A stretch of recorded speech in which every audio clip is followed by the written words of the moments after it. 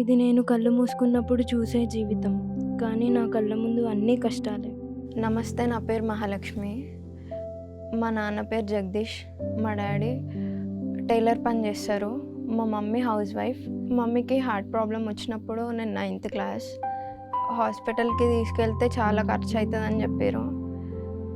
అప్పుడు మాకేం చేయాలో అస్సలు అర్థం కాలే. మా డాడీ ఒక్కరే కష్టపడుతుండే. అప్పుడు స్టడీ ఆపేసిన నేను.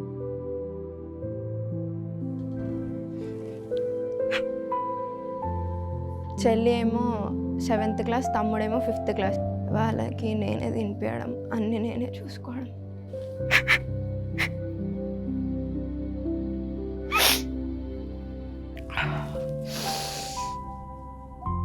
ఇంకప్పుడే ఫిక్స్ అయిన అనమాట, మంచిగా చదువుకొని మా చెల్లి వాళ్ళకు కూడా మంచి పొజిషన్లో ఉంచాలి.